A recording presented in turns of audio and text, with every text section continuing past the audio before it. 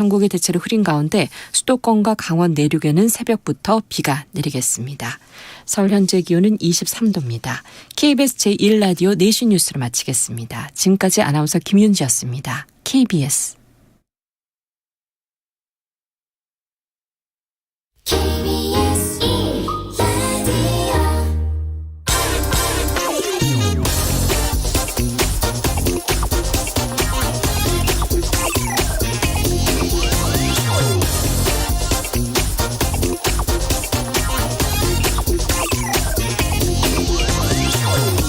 지난주 손경식 한국경영자총협회장이 추경호 경제부총리를 만난 자리에서 이재용 삼성 부회장과 신동빈 롯데회장 등 기업인들의 사면을 요청했습니다.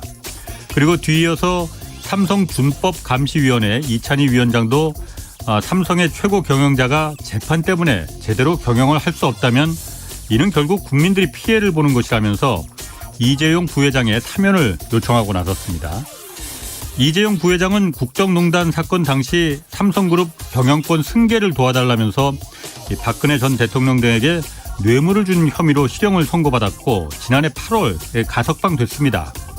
재판 과정에서 재판부가 삼성그룹 내부에 준법 감시 제도를 마련하라고 촉구하면서 생긴 게 바로 삼성준법감시위원회입니다.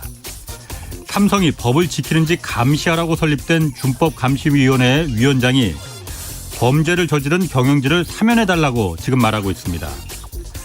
더욱이 이재용 부회장의 국정농단 뇌물 공여 사건 재판은 끝났지만 삼성물산과 제일모직의 부당 합병 혐의와 또 삼성바이오로직스 분식 회계 재판은 아직도 진행 중입니다.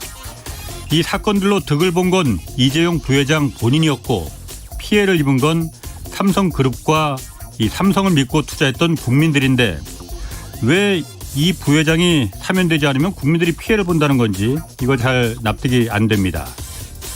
1988년 교도소를 탈주해서 인질극을 벌이던 지강원 일당이 사살되기 전에 외친 말이 유전무죄, 무전유죄였습니다. 30여 년 전에 그때 그 유전무죄, 무전유죄는 지금도 계속되고 있습니다. 네, 경제와 정의를 다잡는 홍반장 KBS 기자 홍사원입니다. 홍사원의 경제쇼 출발하겠습니다. 유튜브 오늘도 함께 갑시다.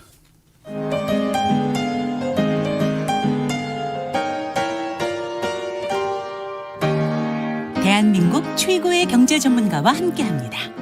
믿을 만한 정보만 쉽고 정확하게 전해드립니다. 홍사원의 경제쇼.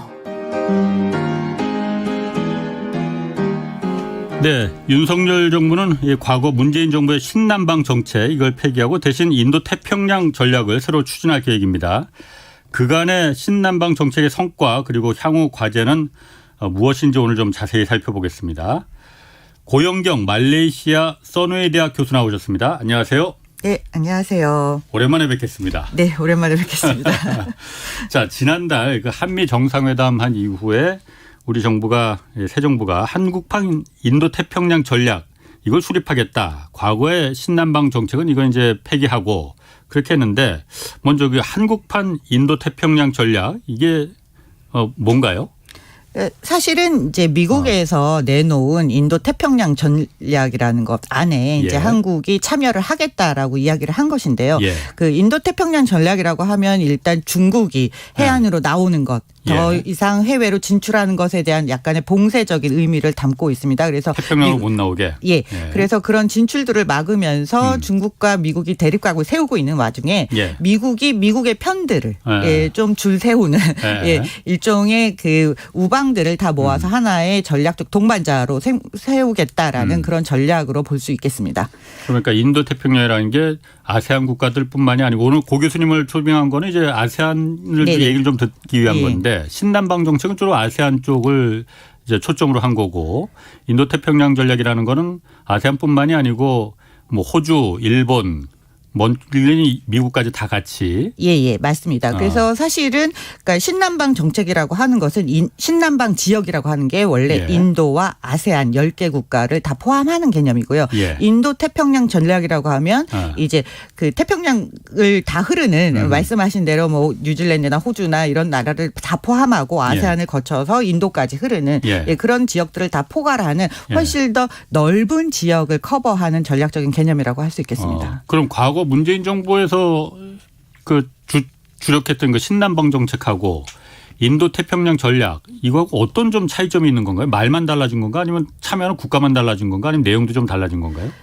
개념도 다르고 내용도 다르고 접근하는 방식도 조금씩 다르다고 볼 수 있겠습니다. 그런데 사실 한국에서 이야기하는 인도 태평양 전략이라고 하는 것은 아직 구체적인 실체가 나오지 않아서 제가 뭐라고 단언하기는 굉장히 어렵습니다만 만약에 미국이 지금 주창하는 그런 경제 프레임워크, 인도 태평양 경제 프레임워크에 들어간다라고 한다면 본질적으로는 미국 편에 좀 더 가까이 서서 중국과는 거리를 둘 수밖에 없는 전략이고요.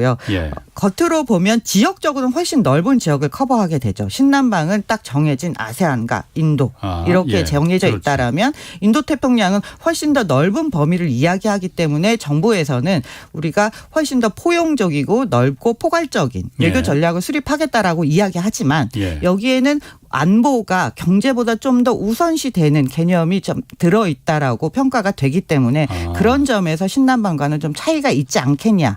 라고 생각하고 있습니다. 안보라는 건 그러니까 그 중국을 향한 안보를 말하는 거겠군요, 당연히. 예. 신남방 정책에도 안보라는 게 들어있긴 한데요. 우리가 안보라는 용어 대신에 3P라는 이야기를 많이 했었죠. 그래서 3P? 그래서 People, Prosperity, Peace.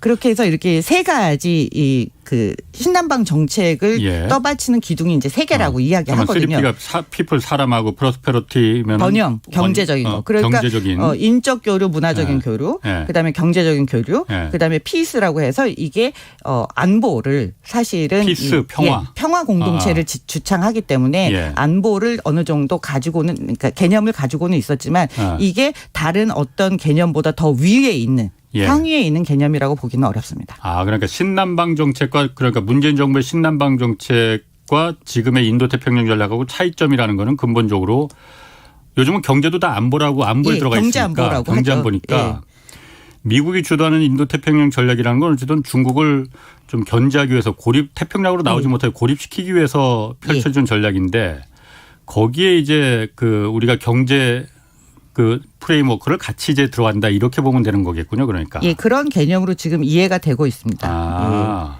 그러면은 과거 그러니까 문재인 정부 때 그 신남방 정책할 때는 아세안 국가들이 협조가 잘 됐었습니까? 그러면은 어떤 성과가 있었나? 방금 말씀하신 대로 두 개의 전략적 차이가 그냥 보면 하나는 반중국 전선이 어찌 됐던 간에 정해지는 거라면 신남방 정책은 반중국 전선은 아니에요.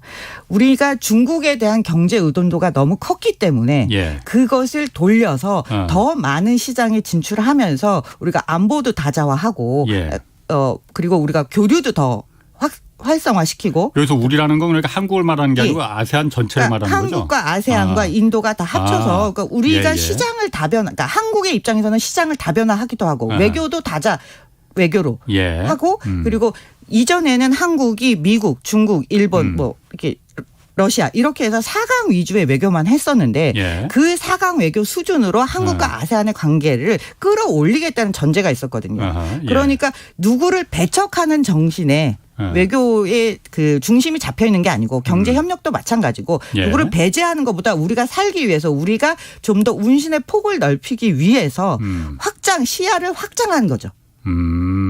그러니까 그 우리라는 그 아세안국 그 인도와 아세안 한국을 포함해서 전부 다 중국이든 어디든 우리가 좀 넓게 네. 넓게 가자. 예. 그래서 잘 살면 되는 거 아니냐. 예, 특히 한국의 입장에서는 예. 그 사드 배치 이후에 예. 중국으로부터 굉장한 경제 제재가 있었고 그렇죠. 또 예. 관계가 경제적으로는 어쨌든 어려움을 겪었기 때문에 예. 그때 한국이 가지고 있는 당면 과제는 예. 새로운 시장, 새로운 공급망, 새로운 파트너가 필요했던 거예요. 예. 그런데 그 이전부터 사실 한국과 아세안의 관계는 경제적으로는 굉장히 그 교역 관계가 높아지고 있었는데 예. 우리의 외교나 우리의 시각이 아세안을 그 정도의 파트너로 보지 않았기 때문에 예. 그런 시각을 바꾸는 의미에서도 이러한 신남방 정책이 굉장히 필요했던 거죠. 그러면 그때 먼저 그러니까 제가 이제 그 차이점은 좀 알겠어요. 네. 그러면은 먼저 과거에 그러니까 신남방 정책일 때 네. 그때는 특별히 그러니까 중국을 염두에 두거나 그런 건 아니었었다는 거잖아요. 상대를 정해놓은 그런 배척적인 정책은 전혀 아니죠. 뭐 상대라는 네. 건 중국밖에 없지 뭐 당연히 뭐 그러니까 그런 상태에서 예. 그게 지난주에 왜냐하면 김영익 서강대 그 교수가 출연해서도 말했었던 게 우리나라 지금 경제 지표가 다 안 좋은데 한 가지가 이제 동남아 이 아세안 국가들에 대한 예. 이 수출이 굉장히 늘어났다 이렇게 말을 했었거든요. 네. 이게 그러면은 일단 어느 정도나 좀 가시적으로 많이 늘어났어요? 그러니까 그 신남방 정책이 실제로는 언제 처음 네. 발표가 됐다라고 할 수 있냐면 2017년에 예. 문재인 대통령이 자카르타를 방문해서 예. 거기서 우리가 아세안과의 관계를 돈독히 하겠다라는 말을 하면서 이제 신남방 정책이 이제 처음 등장을 한 것입니다. 예. 그러니까 신남방 정책이 실제로 추진되기 시작한 건 2018년부터예요. 예. 그러니까 우리가 신남방 정책의 효과를 보려면 2017년까지의 그렇죠. 한국과 아세안의 관계 그리고 예. 2018년부터 2021년 사이에 예. 아세안의 관계를 봐야 되는데 경제적으로 보면 교역 규모가 상당히 늘어났고 수출액도 상당히 늘어났습니다. 그렇기 때문에 우리가 이제 경제 협력으로도 관계가 돈독해졌고 예. 그래서 과거에는 아세안이 한국의 교역 파트너 2위의 자리에 있지는 않았어요. 그런데 지금은 한국의 교역 파트너 1위는 당연히 1등이 중국이죠. 그렇겠죠. 예. 그리고 2등이 아세안입니다. 우리가 생각할 때는 아세안과 한국의 경제 교류가 그 정도로 높아졌을 거라고 생각하지 않는데 2위가 우리의 무역 파트너 2위가 아세안이고요. 예. 그리고 무역 수지를 흑자를 보고 있습니다. 그다음에 한국에서 해외로 투자하는데 예. 가장 많이 투자하는 지역이 미국이에요. 미국으로 예. 이제 기업들이 많은 투자를 하고 있지 않습니까? 1등이 미국이에요. 예. 그럼 2등은 어딘가? 중국일 것 같은데. 2등이 아세안입니다. 그래 중국이 아니고. 네. 그러니까 이런 모든 지표적으로 보면 아세안에 그럼 한국 기업들이 많이 들어가 있고 공장들도 많이 이미 있죠? 많이 들어가 있습니다. 그래서 제가 말씀드린 것처럼 이게 단기간 4년에만 있었던 일은 아니지만 물론이죠. 기업들의 투자는 꾸준히 있어 왔는데 예. 그리고 교역도 꾸준히 있어 왔는데 신남방 정책이 발효된 이후에 예. 상당히 많이 증가가 된 것이죠. 그러니까 예. 다른 지역의 수출 증가보다 아세안 지역의 수출 증가가 훨씬 컸었습니다. 그럼 그 아세안 국가들도 한국과 이렇게 교역을 늘리고 그러는 게 당연히 나쁘지 않겠죠. 그러니까 어쨌든 한국이 더 잘 사는 나라니까. 그럼요. 이제 투자를 원하기도 하고 당연히 기술 이전도 원하고 있습니다. 예를 들면 베트남 같은 지역은 한국에서 가장 많이 투자하는 지역 중에 하나인데요. 아세안 국가 중에서. 그러면 베트남에서 대표적인 한국 기업으로 대표적으로 활동을 많이 하는 기업은 당연히 삼성전자입니다. 삼성전자 혼자서 베트남 전체 수출의 한 20%를 담당하고 있거든요. 베트남 전체 수출에? 예. 엄청 크네. 네. 예. 그러면은 지금 그렇게 해서 이제 한국의 신남방 정책 이전에도 그러니까 계속 아세안 국가에 투자는 했지만은 네. 신남방 정책으로 더 많은 이제 교류가 늘어났고 교역 규모가 커졌다는 거잖아요. 네. 근데 지금은 이제 그러면은 신남방 정책에서 플러스 중국을 타겟으로 하는 중국을 목적으로 하는 인도 태평양 전략이라는 거를 한국의 정책이 좀 돌아서는 거잖아요. 네. 그러면 제가 궁금한 거 그겁니다. 아세안 국가들은 중국에 대해서 어떻게 생각하고 있어요? 일단 왜냐 제가 이걸 왜 물어보냐면은 인도 태평양 전략이라는 건 미국이 주도하면서 명백하게 목적이 중국을 견제하고 중국을 고립시키는 게 목적이라고 표명하고 있지 않습니까? 네. 아세안 국가들이 그걸 어떻게 생각하는지. 아세안 국가들을 보면 사실 싱가포르를 빼면 다 이제 개발도상국. 예. 아직 중진국, 예. 예. 아직 가야 할 길이 좀 남아 있는 빠른 성장률을 보이고 있긴 하지만 예. 그런 국가들 입장에서는 해외 직접 투자라든가 예. 이런 기술 이전 이렇게 상당히 중요하거든요. 예. 예. 그러면 지금 아세안에 가장 투자를 많이 하는 국가는 어디냐? 예. 중국이 많이 하고 있어요. 그러니까 예. 중국과 척을 지는 것은 누구도 원하지 않습니다. 그런데 중국이 지나치게 예. 중국의 지나친 경제 의존도를 우려하기도 하죠. 뭐 스리랑카 사태를 보더라도 그렇고요. 아, 예. 그러다 보니까 중국과는 가깝지만 또 너무 가까워지고 싶지 않은 예, 항상 그런 자세를 가지고 있어요. 그런데 미국이 없다라면 중국이 가지고 오는, 그러니까 중국의 힘이 너무 세질 것을 항상 걱정하기도 하고요. 예. 예, 그래서 어느 편에도 쓰지 않고 예. 중간자적인 입장에서 소위 말하는 뭐 좋게 말하면 굉장히 영리한 전략이고 나쁘게 말하면 양다리 전략이라도 할 수 있는데 예. 그런 자세를 계속 취하기를 원하고 있죠. 그러니까 중국이 지금 남사군도나 이쪽을 보더라도 힘이 너무 과하게 견제 세력이 없으면은 밀고 들어오니. 그렇죠. 남중국해 문제에 많은 국가들이 걸려 있거든요. 그렇죠. 예. 그러니 그 부분도 좀 겁이 나기도 하고. 네. 그렇다고 해서 미국이 너무 중국을 세게 물어붙이면은 중국에 지금 기대는 것도 많은데 어쨌든 교육 규모나 이런 게 가장 큰 게 중국일 테니 예. 투자도 가장 많이 할 테고 그 부분을 중국이 한국의 사드 그때 한번 봤던 것처럼 그런 것도 좀 이제 꺼려할 테고. 예, 그렇습니다. 그러면은 한국이 어쨌든 여기서 그 신남방 정책 당시에 들어갔기 했을 때 제가 그 얘기도 좀 들었거든요.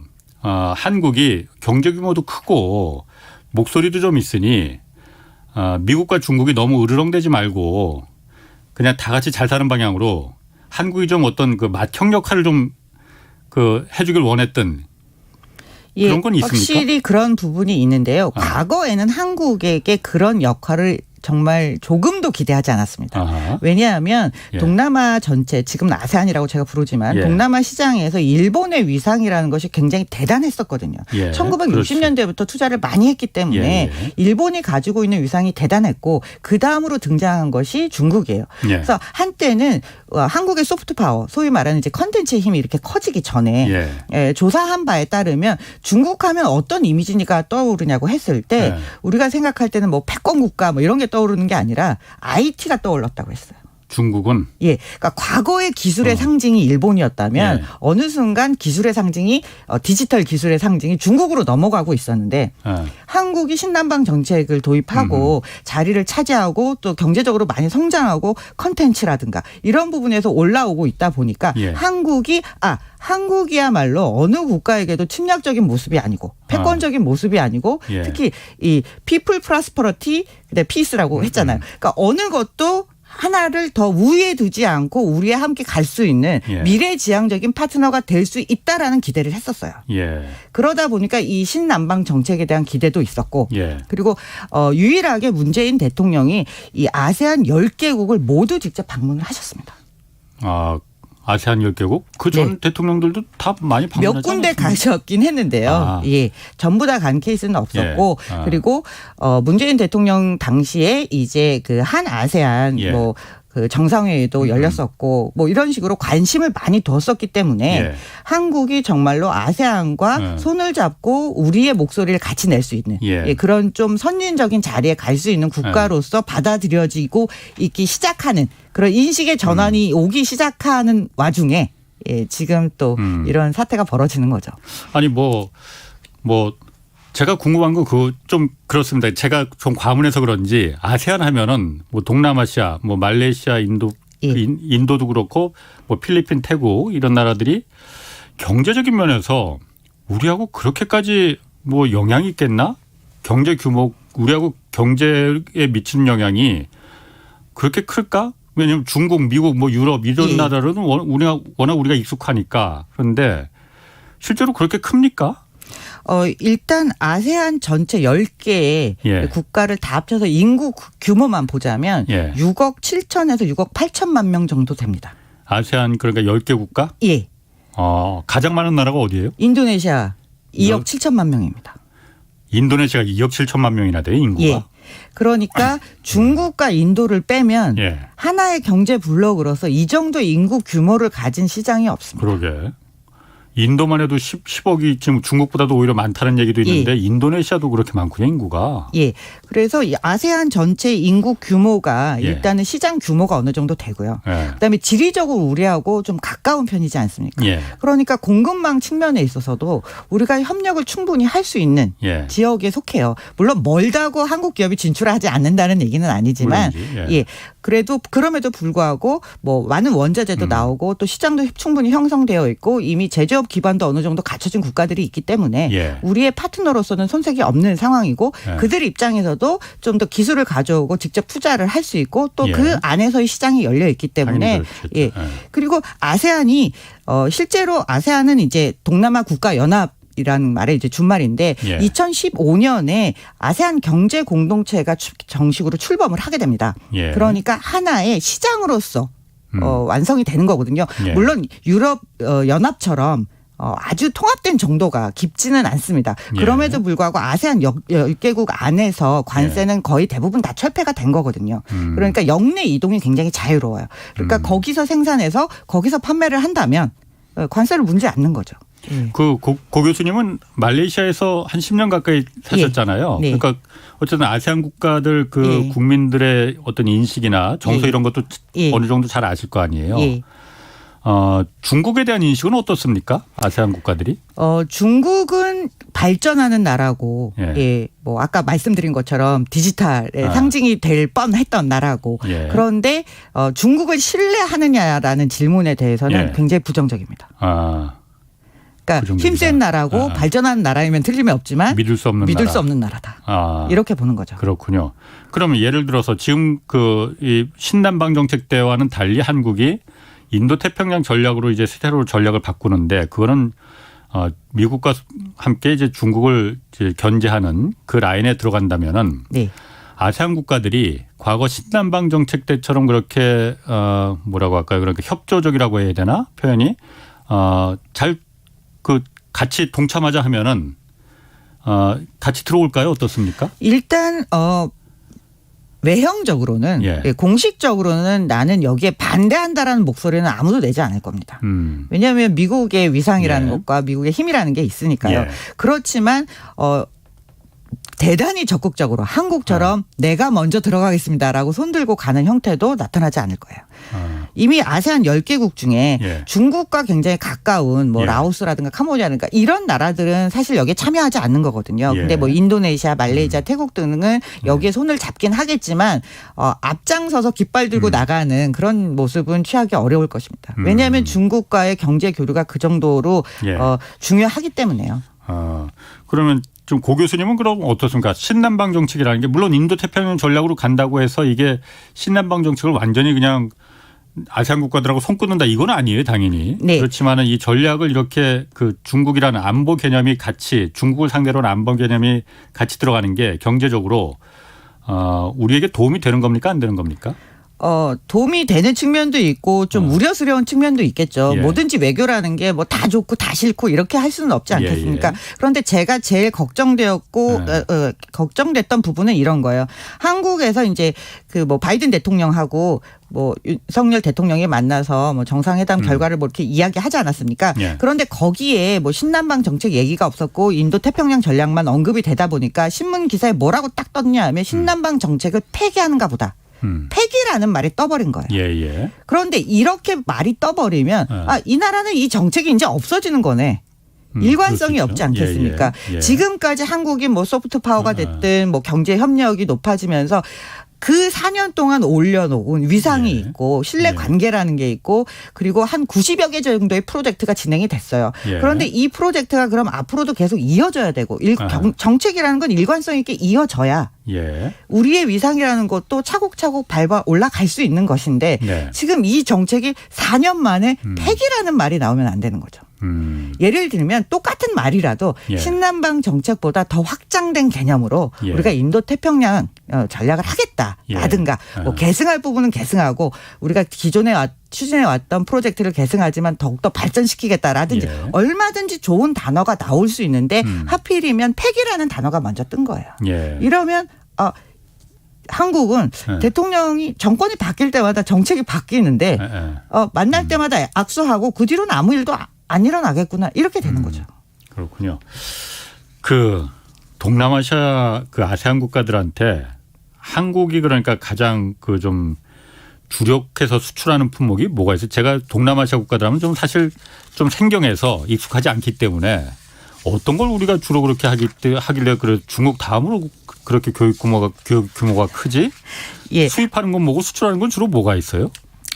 그 수출하는 거는 이제 반도체, 예. 디스플레이, 예. 뭐 석유 제품 이런 것들. 우리나라가 많이 수출하는 중간재가 다 똑같이 아세안으로도 나갑니다. 거기서 이제 뭐 완제품으로 만들어서 뭐 다시 역수출이 되기도 하고 미국으로 수출되기도 하고요. 그래서 이런 품목들이 제일 많이 수출되고요. 그리고 뭐 또 최근에 있어서 보면 뭐 컨텐츠 수출 같은 거 예를 들면 게임. 예, 게임 같은 거, 한국 게임 같은 경우도 굉장히 뭐 수출에 혁혁한 기여를 하고 있습니다. 물론 금액으로 보면 이런 중간재에 비해서 훨씬 작겠지만, 그리고 또 일부 가공된 제품들이 다시 역으로 수입이 되죠.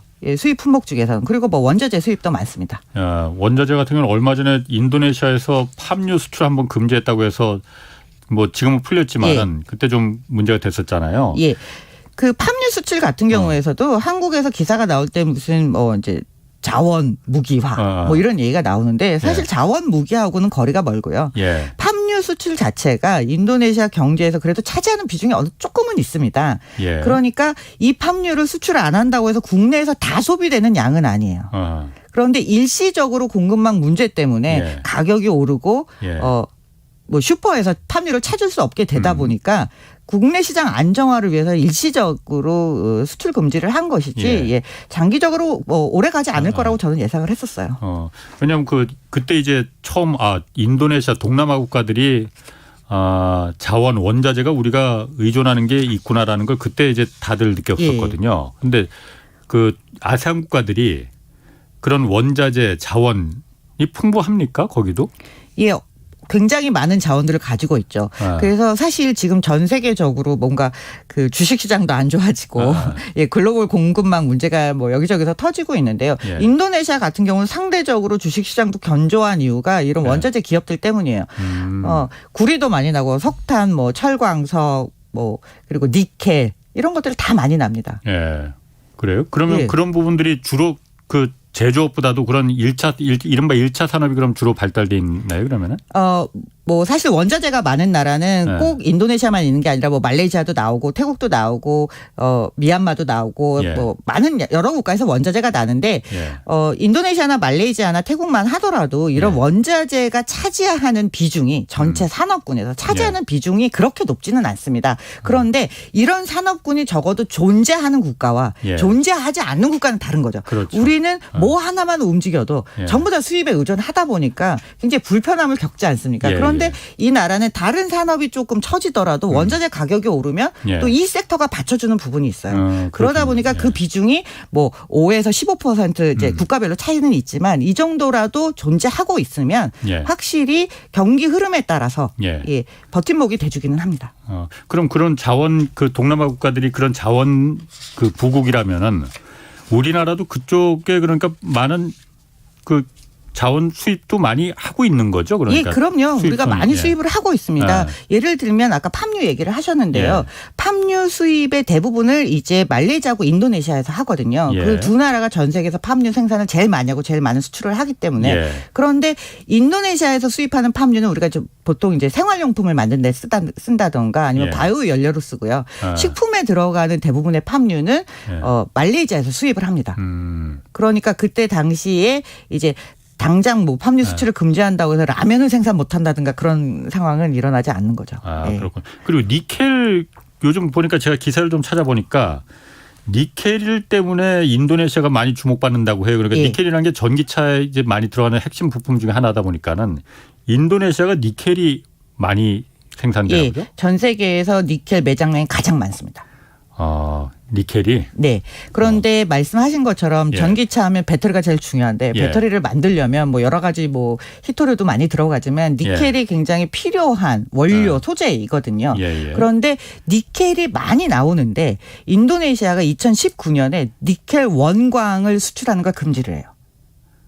언제? 2019년에. 19년에. 네. 왜 그런 조치를 취하게 되냐면 너무 원광을 계속 수출을 하다 보니까 자국 내에서 이거에 연관된 산업의 밸류체인을 만들어내지를 못하는 거예요. 아, 그러니까 니켈을 수출하는 건 수출하는 건데 원광을 그냥 그 돌덩어리를 수출하는 건 여태까지 그렇게 했구만요. 그러면. 예, 그 전에는 그렇게 했으니까 이게 너무 국가의 부가가치를 올리는데 기여도가 낮다 보니까 우리도 우리 산업을 좀 발전시켜야 되는 거 아니냐. 그래서 최소한 여기서 1차 공정 정도는 가공을 하고 가져가라. 이렇게 이제 바꾼 거죠. 물론 그 전에 고시 기간도 있었습니다. 그래서 그 기간 동안에 뭐 중국 기업이라든가 일본 기업이라든가 한국 기업들이 투자를 해서 여기서 재련하고 이제 수출할 수 있도록 만들었고요. 이제 이거보다 조금 더 한 발 더 나아가서 인도네시아 같은 경우는 자국 내에 전기차 배터리 밸류체인을 만들고 싶은 거예요. 그래서 이미 이제 한국의 대표적인 배터리 기업이죠. 뭐 LG 에너지 솔루션이라든가 LG화 같이 해서 들어가 이미 진출을 해 있고요. 지금 투자를 해서 진행 중입니다. 그리고 현대자동차 같은 경우에도 이제 전기차 생산을 위해서 공장 설립을 추진을 했고 올해부터 생산을 하고 있습니다. 그런 투자를 한국 기업들의 투자를 조건으로 해서 그러면 인도네시아나 이런 나라들이 니켈이나 그런 자원을 조금 더 유리하게 우리에게 공급하거나 공급망에서 좀 탄탄하게 받쳐줄 수 있는 그런 역할도 할 수가 있겠네요. 그럼 당연히. 그렇죠. 그런데 우리만 진출한 건 아니죠. 뭐 일본이나 중국도 다 진출을 했기 때문에 우리가 더 빨리 진출한 건 아니지만 예를 들면 요소수 사태 같은 경우에서도 사실은 인도네시아에서 요소수를 공급해 주겠다고 했었거든요. 그러니까 그런 모든 것이 사실은 신남방 정책 하에서 다져진 파트너십이 분명히 존재하기는 하는 겁니다. 그리고 우리가 사실은 지난 팬데믹 그 코로나19 사태 때 한국이 아세안에 굉장히 많은 뭐 마스크도 뭐 공급을 해주기도 했고요. 그리고 뭐 산소호흡기도 대주고 뭐 진단 키트도 많이 보내주고 했었거든요. 그러니까 이런 것들이 위기 상황에서 도울 수 있는 파트너가 된다라면 다음에 우리가 어떤 공급망 사태에서 위기가 올 때 우리도 똑같이 그런 기대를 할 수 있는 거죠. 그럼 그 동남아 국가들이 그런 천연 자원 원자재가 풍부하다 보니까 그런 1차 산업 수출만 지금 얘기를 했었는데 그게 그렇게 차지하는 포션이 그렇게 크지는 않다면서요. 네. 어느 정도나 되고 그럼 주력으로 그럼 그 나라들은 쉽게 말해서 좀 어떤 거로 먹고 삽니까 그러면? 사실 그 국가별로 좀 다르기 때문에 제가 일률적으로 다 낮다, 다 높다라고 말씀드리긴 어렵지만 분명히 일정 정도의 수출의 비중을 차지는 하고 있습니다. 아까 말씀드린 것처럼 이제 뭐 5에서 10, 뭐 15, 20 이렇게 가기도 해요. 그런데 이게 그때 다른 이유는 원자재 가격이 움직이면요. 이 수출 비중이 금액으로 따졌을 때 수출 비중이 굉장히 많이 달라집니다. 그러니까 이 나라들도 이게 문제인 거예요. 원자재 수출이 굉장히 중요한 역할을 하기는 하지만 이게 글로벌 경기에 따라서 또 환율에 따라서 너무 많이 움직이다 보니까 이런 변동성을 줄이고 싶어서 자꾸 관련된 산업을 유치를 하고 이걸 키워나가려고 하는 거죠. 그러니까 그것 때문에 통으로 그냥 아까 니켈처럼 원광석을 수출하는 거 말고 그렇게 하면 너무 부가가치가 낮게 그냥 그야말로 떨이에 팔아버리니. 그리고 변동성이 너무 커지는 거예요. 원자재 가격이 떨어지면 뭐 너무 낮은 가격에 팔아야 되거든요. 그러니 외국 기술 한국이나 뭐 일본 중국 기술들을 자본과 기술을 들여와서 좀 가공해서 반제품 같은 걸 이제 수출하는 그런 전략으로 지금 나가는 거군요. 그리고 좀 더 나아가서 아예 우리도 전기차로 어차피 넘어갈 것이니까 우리 안에서 전기차를 생산해달라. 동남아시아 국가 중에서도 차량을 생산하는 나라들이 있잖아요. 네. 특히 동남아에서 가장 그 자동차 생산의 허브라고 할 수 있는 데가 이제 태국이거든요. 태국은 오래전부터 일본 차들이 진출을 해서 거기서 생산을 했고요. 그리고 독일계나 뭐 다른 이제 외국계의 자동차 브랜드들도 진출해서 생산을 하는데 여기서도 지금 이제 전기차로 점점 옮겨가는 추세입니다. 뭐 토요타도 마찬가지고요. 그러다 보니까 아세안 전체의 구도를 보면 우리가 뭐 항상 공급망 뭐 밸류체인 얘기를 하지만 아세안 전체의 구도로 보면 지금 인도네시아를 중심으로 현대차가 생산을 하고 뭐 배터리도 생산하는 이런 밸류체인이 하나 있고요. 일본 차들은 지금 일본 차, 중국 차들은 태국을 중심으로 전기차를 생산해서 이 시장을 좀 더 넓혀 나가려고 하고 있습니다. 한국은 인도네시아를 중심으로 하고 중국이나 일본은 태국을 중심으로 해서. 일본 차들은 원래 태국에 생산 기지가 있었기 때문에. 인도네시아가 훨씬 더 인구가 많잖아요. 아까 말씀하셨듯이 2억 7천만 명이나 된다면은 시장으로 보면은 저는 사실 인도네시아 인구가 그렇게까지 많은 줄은 몰랐는데 근데 사실 현대차 입장에서도 굉장한 도전이긴 합니다. 왜냐하면 인도네시아 안에도 일본 차를 뭐 조립 생산하는 라인들이 있고요. 아세안 전체에서 일본 차의 시장 점유율 비중이 뭐 70에서 80% 정도 되거든요. 그러니까 그렇게 일본 차가 압도적인 시장에서 지금 전기차로 새로운 시장 확대를 노리고 있는 것이 한국 차들의 입장입니다. 그렇군요. 그 동남아시아를 뭐 아세안이라고 하잖아요. 네. 아까 동남아 국가 연합이라고 하셨던가? 그러니까 EU 뭐 유럽 연합처럼 아세안이라고 이 하나의 글로벌 경제 하나의 시장으로 이제 간주하기 시작했잖아요. 이게 언제부터 이렇게 공식적으로 이렇게 막 그 아세안으로 EU처럼 연합된 건 아닌 거죠, 이게? 2015년에 아세안 경제 공동체가 공식적으로 출범을 했거든요. 그러니까 그 이후부터는 사실 아세안 시장이라고 봐도 무방한 거예요. 그래서 영내 교육도 굉장히 많이 늘어가고 뭐 인적 이동도 많고 자본 이동도 굉장히 많은데 한국에서는 아세안이란 단어가 익숙하지 않기 때문에 계속 동남아 시장이라고 부르거든요. 근데 제가 계속 아세안 시장이라고 말씀드리고 싶은 이유는 동남아라고 하면 우리가 가지고 있는 기존의 편견을 없애기가 너무 힘듭니다. 편견이 있습니다. 네. 그 편견을 없애기 위해서 아세안이라고 한다. 동남아라고 했을 때의 느낌과 아세안 시장이라고 했을 때의 느낌이 좀 다르거든요. 그러니까 사실은 동남아 시장에서 제일 잘 사는 나라 싱가포르예요. 싱가포르의 1인당 국민소득이 한국보다 훨씬 높지 않습니까? 그러니까 그런 시장부터 굉장히 낮은 시장까지 골고루 존재하는데 한국에서 보는 아세안은 굉장히 저소득 국가. 뭐 이렇게 인식이 바뀌었기 때문에. 그럼 고 교수님이 보시기에 아세안 시장의 아세안 국가들의 강점은 뭐라고 보세요? 아까 말한 인구 정말 굉장히 큰 강점입니다. 또 한 가지는 평균 연령이 낮다는 거예요. 연령이 젊은 국가들이군요. 그러니까 지금 중위 연령이 한 30세 정도 되거든요. 그러니까 과거에는 30세가 채 안 됐는데 이제 막 30세가 됐어요. 근데 한국에 비하면 엄청나게 젊은 거고요. 특히 여기에 이제 싱가포르하고 말레이시아가 고령 인구가 좀 많은 편이고 인도네시아, 베트남, 필리핀 같은 경우는 굉장히 젊은 층 인구가 높습니다. 그러면 이들은 노동 가능 연령이잖아요. 그렇죠. 너무 그렇게만 볼 수는 없겠지만 훨씬 더 생산에 투입될 수 있는 사람들이 많고 이분들이 나이를 먹어가면서 또 결혼도 할 거고 애도 또 계속 낳을 거고 그러면 계속해서 소비가 증가하고 그래서 미래에서 그러니까 앞으로는 이 아세안 자체의 소비 시장이 굉장히 커질 거라고 보는 거예요. 생산 측면뿐만 아니라 소비 자체도 같이 커지는 시장이라는 거죠. 그리고 젊은 사람이 많으면요 시장이 역동적이에요. 변화가 빨리빨리 일어납니다. 아니 아세안 국가들이 얼마나 젊은 거예요? 그럼 예를 들어서 뭐 평균 연령 뭐 이런 게 있는 건가요? 그러면 그렇죠. 아까 말씀드린 중위 연령이 굉장히 낮은 편이고요. 그리고 말씀드린 대로 베트남이나 인도네시아 뭐 이런 쪽에 가면 그 34세 인구의 절반인 거예요. 34세 미만이 인구의 절반 가까이 됩니다. 그럼 중위 연령이 한 34세 뭐 이 정도 된다는 얘기네요. 그러면은 애들을 많이 낳아서 그런 건가요? 그러면은? 그런 부분도 분명히 있는 거죠. 그리고 한국이 워낙 고령화가 되다 보니까 상대적으로 비교하면 훨씬 젊은 국가이기 때문에 어떤 서비스를 새로 출시하더라도 받아들이고 전환하는 데 빠르다는 거예요. 그렇죠. 아무래도 젊은 층이 많으면은. 그런데 상대적으로 이런 얘기도 있습니다. 아세안 국가들이 노동 가능한 연령층이 많은 건 사실이지만은 그렇다 하더라도 중국이나 한국 사람들처럼 생산성 떨어지고 툭하면 안 나온다. 이것도 뭐 편견일 수 있습니다. 어떻습니까? 그런 부분은 실제 그렇습니까? 분명히 어떻습니까? 그런 부분도 현업에서 일을 하시다 보면 마주칠 수 있는데요. 우리가 그만큼의 소득이 되는 국가를 자꾸 한국과 비교하면 굉장히 어렵습니다.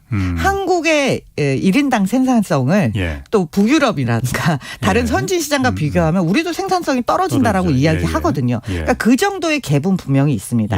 그러니까 우리가 이머징 시장을 바라볼 때 신흥 시장을 바라볼 때는 다른 신흥 시장과 비교해야지 선진 시장과 이 시장을 막바로 비교하는 데는 좀 무리가 있지 않나. 저는 그런 생각이 좀 들고요. 생산성을 계속해서 높이는 것은 이 지역 국가들 정부의 과제이기도 합니다. 그렇군요. 그럼 이런 부분은 어떻습니까? 예를 들어서 그 중국에 진출한 기업들이나 그 국가의 그러니까 그 하루 이틀 사이에 막 뒤바뀌는 막 정책 이런 것들 때문에 굉장히 사실 중국에 진출한 한국 기업들 어려움이 많았거든요. 아세안 국가들은 그런 정책이 뭐 하루 아침에 뒤바뀌고 이런 거는 그런 리스크는 없나요?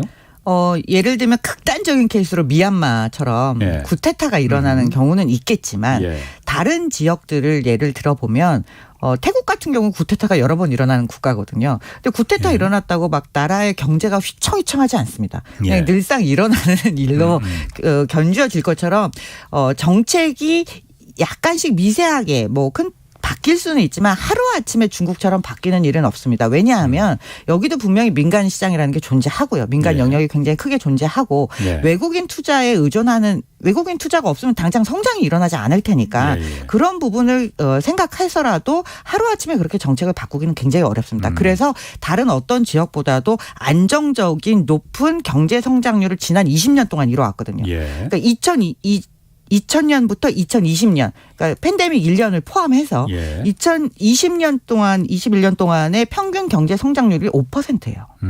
아무래도 이머징 국가니까는 당연히 성장률이 높을 수밖에 없죠. 그러니까 이 5%를 꾸준히 오랫동안 유지해왔다는 거 굉장히 안정적인 거거든요. 그런데 정치가 하루아침에 정책을 그렇게 손바닥 뒤집듯이 뒤바뀌었다면 이 시장은 그렇게 이런 성장률을 거두지 못했을 겁니다. 아세안 국가 중에서 특별히 좀 눈여겨볼 만한 나라라고 하면 어떤 나라가 좀 있을까요? 한국에서는 이미 베트남을 가장 점 찍었던 것 같아요. 그래서 저는 베트남 베트남 러쉬라고 할 수 있을 정도로 대부분의 투자라든가 이런 게 베트남에 몰려 있거든요. 근데 베트남은 사실 확실히 이제 성장의 포텐셜을 가지고 있는 국가라고 보입니다. 그래서 베트남 그리고 역시 가장 큰 시장 규모를 가지고 있는 인도네시아. 그리고 한국에서는 주목하지 않는 시장인데요. 말레이시아. 를 좀 꼽을 수 있는데요. 말레이시아 같은 경우에는 굉장히 안정적이에요. 인프라도 굉장히 잘 갖춰져 있고요. 그래서 한국의 OCI라든가 이런 기업들이 말레이시아에 공장을 짓고 거기서 생산 활동을 하고 있는 이유가 이런 인프라라든가 또 굉장히 많은 세제 혜택, 외국인 투자에 대한 세제 혜택, 그리고 수출에 유리한 점, 지리적으로도 물류에 있어서 유리한 점 이런 지점들이 있기 때문에 말레이시아 같은 경우도 충분히 고려할 만한 대상지라고 생각을 하고 있습니다. 말레이시아는 인구가 어느 정도나 되나요? 시장으로 보면 조금 매력도가 떨어지긴 해요. 인구라는 측면에서 3,200만입니다. 굉장히 적군요. 국토 면적이 그럼 저희가 사실 인도네시아나 말레이시아나 바로 옆에 붙어 있다 보니까 거기가 거긴가 싶은데 국토 면적으로만 봐도 좀 작나요? 말레이시아? 그렇죠. 말레이시아 국토 면적으로 보면 인도네시아보다는 작지만 한국보다는 훨씬 크거든요. 그러니까 한국에서 보르네오 섬이라고 알려진 섬에 이 일부분이 말레이시아에 속해 있어요. 그래서 그 위치에 속한 이제 거기에 진출해서 생산 활동을 하는 기업들도 있고요. 나머지 많은 부분들은 이제 보르네오 섬 일부 하고 나머지 큰 아래쪽에 있는 스마트라나 자바섬 이런 것들이 다 합쳐져서 인도네시아가 되는데요. 인도네시아의 동쪽 끝에서부터 서쪽 끝까지는 한 5,000km 정도 됩니다. 5,000km. 그러니까 굉장히 넓게 펼쳐진 섬으로 이루어진 국가인 거죠. 그 아세안 국가들에서 어쨌든 도드라지게 좀 발달한 기업들도 있을 거 아니에요. 어떤 기업들이 좀 있습니까?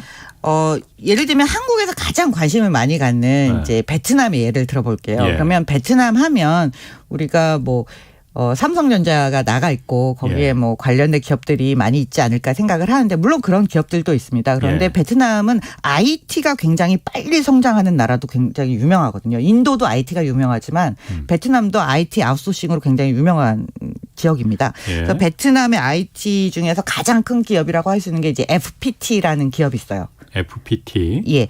이 기업이 굉장히 빠르게 성장하고 있는 기업인데 몇 년 전 얼마 전에 미국에 기업을 인수를 했습니다. 해외 시장 확대를 위해서. 그러니까 이제는 자국 내에서 활약하고 아세안에서만 활약하는 기업이 아니라 해외로도 굉장히 적극적으로 진출하는 기업이기 때문에 좀 눈여겨볼 만하고요. 태국 같은 경우에는 타이 베버리지라는 기업이 있어요. 음료 시장의 강자입니다. 근데 이 회사가 베트남의 제일 큰 맥주 회사죠.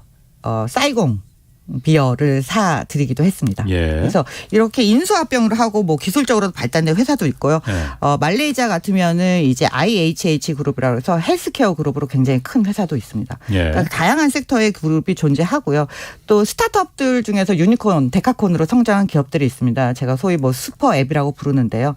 우버와 비슷한 모델로 시작해서 지금은 이제 뭐 거대한 회사가 된 그랩. 라든가 그래. 그 차량 공유 예, 업체죠. 예. 그랩은 저도 들어봤어요. 네, 그랩이 있고 또 인도네시아 가면 이제 그랩과 유사한 예. 고젝이라는 회사가 있었는데 고젝과 토코페디아라는 이커머스가 합병을 해서 지금 고투 그룹이 됐습니다. 예, 이런 기업들도 역시 눈여겨봐야 할 부분인데요. 아직 수익을 많이 내지는 못하지만 디지털 뱅킹 사업들을 다 시작을 했어요. 그래서 그런 부분들의 성장이 좀 기대가 되고 있습니다. 예. 그런 그 디지털 뱅킹이라고 하면은 우리나라 뭐 카카오페이, 그렇죠. 카카오뱅크 이런 예. 핀테크 예. 이쪽이 그러면 그쪽에서도 그러면 그런 그 디지털 그 이제 핀테크 이 산업들이 많이 그 굉장히 활성화되어 있습니다. 그러니까 소위 말하는 이제 신용카드의 단계가 없이 바로 이제 무슨 페이, 무슨 페이로 다 넘어가는데 사실 페이 자체를 우리가 어마어마한 핀테크라고 말하기는 좀 그렇잖아요. 예. 예. 그건 이제 한 단계, 그 안에 한 종류라고 할 수 있는데 그걸 뛰어넘어서 우리가 이야기하는 뭐 카카오뱅크가 됐던 뭐 토스뱅크가 됐던 이런 식의 디지털 뱅킹이나 또 파이낸셜 서비스를 디지털 플랫폼을 기반해서 하는 서비스로 지금 굉장히 확장 중에 있습니다. 한국 기업들이 그러면 그 동남아 이 아세안 시장 진출한다고 했을 때 고 교수님이 그냥 판단하시기에 성공 가능성이 큰 그 분야라고 할까요? 그런데 어떤 분야가 좀 있을까요? 그러면은? 저는 요즘 눈여겨 보는 게 이제 그린 산업. 그린. 예. 왜냐하면 친환경. 예. 왜냐하면 똑같이 지속 가능성의 이슈라든가 뭐 그 화석 연료를 적게 사용해야 되는 이런 규제들은 수출 대상국에서 계속 강화되고 있는 추세 아닙니까? 그러면 이 지역의 이 기업들도 계속 변해야 하는데 그러니까 당연히 이런 부분에 대한 지속적인 투자 그리고 기술 개발들이 당연히 필요하기 때문에 이런 쪽에서 협력 의지가 굉장히 강하고요. 그리고 또 이런 쪽에 대해서 투자를 하면 이런 분야에 대해서 투자를 하면 다양한 세제 혜택들을 제공을 해주고 있습니다. 그리고 또 한 가지는 이제 뭐 한국에서도 뭐 스마트 농업이라든가 뭐 이런 것들이 굉장히 발전을 하고 있잖아요. 네. 이런 부분에 있어서 기술을 도입해서 생산성을 높이는 부분에 있어서의 투자들의 기술 이전에 대해서 굉장히 정부가 관심이 많습니다. 왜냐하면 농민이라든가 중소상공인들을 살려야 되거든요. 이분들을 어떻게 해서든지 좀 더 기술에 접목된 세상으로 디지털 세상으로 데리고 와야 되기 때문에 이런 부분에 대해서 정부의 규제가 굉장히 적고 또 투자를 지원하고 있습니다. 그럼 마지막으로 고 교수님이 보시기에 어쨌든 아까도 잠깐 그 새 정부가 신남방 정책을 폐기한다는 그런 뭐 단어 용어 같은 거 좀 신중했으면 좋겠다는 얘기도 좀 하셨지만은 아세안 국가들에 대한 그 접근 전략 어떤 조언이나 뭐 당부 뭐 이런 게 있다면 오래 사셨으니까 좀 아무래도 그 팁을 좀 하나 좀 말해 주신다면 어떤 게 있을까요? 소프트 파워의 힘을 쌓아 올리는 데는 굉장히 많은 시간과 노력이 듭니다. 그런데 한국은 굉장히 단시일 내에 소프트 파워 강국으로 올라선 거거든요. 그러니까 이 기회를 굳이 없애거나 활용하지 않을 이유가 전혀 없습니다. 있는 건 활용해야죠. 그러다 보니까 신남방 정책의 폐기가 아니라 이것을 더 발전시키겠다는 좀 더 우호적이고 미래지향적인 파트너십을 이야기하는 로드맵이 나와줬으면 좋겠습니다. 조금 구체적으로 한다면 그러니까 좀 너무 그냥 봉봉한데. 왜냐하면 아직까지 아무 전략이 나오지 않았어요. 그렇지. 뭐 아직 정권 초기니까는 뭐 그럴 수도 그러다 있겠지만. 보니까 제가 뭐 이런 것은 뭐 안 해야 된다 저런 것은 해야 된다라고 말하기는 어렵지만 말씀드린 대로 지금까지 가져온 위상을 절대로 놓칠 필요가 없고 그 정책을 폐기한다는 말은 일단 하지 않아야 되는 것이고요. 두 번째로는 너무 미국에 의존하는 모습처럼 보이지 않는 것이 중요합니다. 한국은 한국 나름대로의 위상을 가진 나라라는 걸 보여줘야지 우리가 마치 어느 누군가의 짜놓은 판에 들어가는 그림이 되면 그들도 우리를 존중해 줄 이유가 별로 없어지는 거죠. 그러니까 아세안 국가들이 한국을 보는 한국을 보고 기대하는 바는 그 중간자적인 역할, 그러니까 미국하고 중국이 둘 다 아세안 국가들한테는 버거운 상대들이기 때문에 어느 한쪽이 일방적으로 힘을 갖고 들어오는 걸 원치 않는데 그 한국이 그 좀 맏형 역할을 좀 해주길 원하는 거다. 샘플로 모범적인 사례로 가고 있는 줄 알았는데 한국이 그래서 그런 파트너로서 굉장히 좋다라고 생각을 했는데 다시 어느 쪽 한편에 너무 치우치게 되면 그런 우리가 가지고 있는 독자적인 힘 또 뭐 운신의 폭이 굉장히 좁아질 수 있는 거죠. 한국이 그렇다고 해서 인도 태평양 전략을 갖고 간다고 해서 완전히 신남방 정책을 지금 사실 폐기라는 용어를 공식적으로 쓰지는 않았지만 언론에서 이제 이 얘기가 많이 나오다 보니까는 그게 아무래도 아세안 국가들에서도 한국의 언론들이 자꾸 그런 폐기라는 용어를 쓰고 그러니까는 여태까지의 한국하고는 이제 아닌가 보다. 우리는 한국하고 그럼 같이 가면은 잘못하면 우리도 끌려 들어가겠네. 이런 위기감을 좀 가질 수 있다 이거죠. 그러니까 그런 용어를 좀 가급적이면 일단 언론에서 그런 단어가 안 나오도록 만드는 게 굉장히 중요합니다. 그러게요. 뭐 사실 한국 언론이 너무 그냥 앞서가는 부분이 좀 있기 때문에 정부에서 어떤 일을 하더라도 그 부분을 좀 이렇게 좀 견제하고 그런 부분을 좀 역할을 좀 해줘야 되는데 오히려 먼저 앞서가는 역할들은 그냥 그래서 단어 선택이 굉장히 신중해야 되는데요. 그러니까 영어로 표기됐을 때 어떤 말이 나갈 것인가를 좀 생각해 줄 필요가 있어요. 왜냐하면 다듬어지지 않은 레토릭이 나갔을 때 외교적으로는 굉장히 받아들여지는 게 훨씬 더 충격이 클 수 있거든요. 지금까지 고영경 말레이시아 서너웨이 대학 교수와 함께했습니다. 고맙습니다. 네, 감사합니다. 내일은 안유아 성균관대 교수와 함께 중국의 빅테크 규제 완화 배경 살펴보겠습니다. 홍사원의 경제쇼였습니다. K 드라마 And the Oscar goes to Parasite. K 무비